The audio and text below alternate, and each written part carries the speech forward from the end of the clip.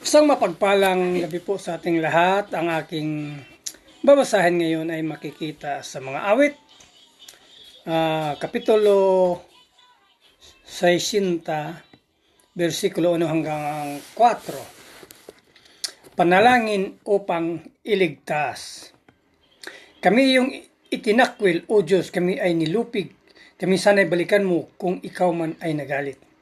Yung lupang sinaktan mo'y nanginginig na lupain. Bago lubos na mawasak, gamutin mo't pagalingin.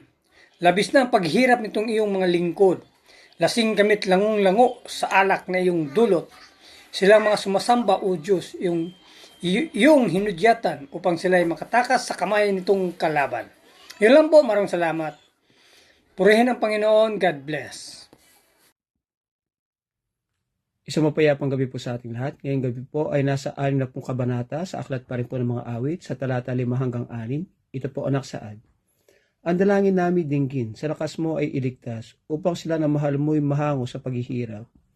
Sinabi nga nitong Diyos mula sa dako niyang banal, hahatiin ko ang Shechem, tanda ng pagtatagumpay. Ibibigay ko ang suko sa lingkod ko mga hirang.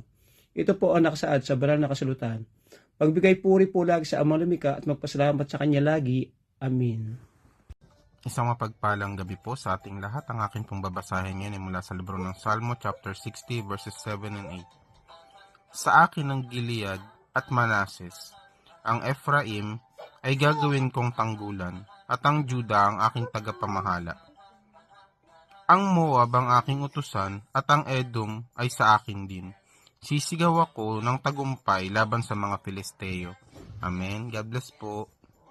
Hello po, ang aking Bible verse for today is from the book of Psalms, chapter 60, verses 9 to 10. Sa lungsod na kinutaan, sino kasama? Panginoon, sino kayang magdadala sa akin sa lupang Edom? Itinakwil mo ba kami? Kami ba ay iniwan na? Paano ang hukbo namin? Sino ngayon ang sasama? Amen. Ang mabuting balita ng ating Panginoon. Muli po isang mapagpalang araw po muli sa ating lahat at tayo po ay nasa Psalms chapter 60, numbers 11 to 12. So sabi po dito, tulungan mo kami laban sa kaaway sapagkat walang kabuluhan ang tulong ng tao. Sa tulong ng Diyos kami magtatagumpay, siya ang yuyurak sa aming mga kaaway. So dito po makikita natin na talagang sa buhay po ng tao, no? Kahit gaano tayo magsikap, ay hindi po sapat yung ating lakas. Kaya humingi man tayo ng tulong sa tao, sa ating kaibigan, sa ating pamilya, o sa kanino man, o sa sariling kakayahan. Ngunit dumarating pa rin po yung punto na makikita natin na hindi po sasapat.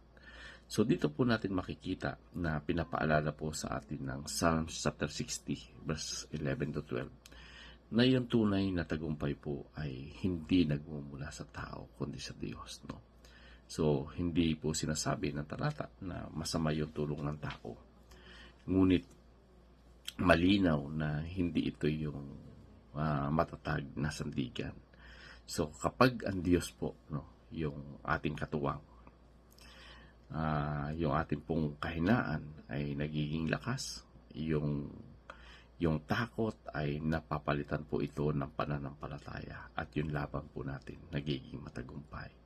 So, ibig sabihin, ang Diyos po ang lumalaban sa atin, hindi niya tayo iniwan sa gitna ng digmaan ng buhay. Kaya nga kapag kilala mo ng Diyos at kilala mo na kung bakit ikaw ay nagtatagumpay at ito ay galing sa Diyos, talaga magbibigay ka ng mataas na papuri sa ating Panginoon. Sabi nga, the horse is ready, but the victory belongs to our Lord God. No? So, purihin po muli ang Panginoon and God bless everyone.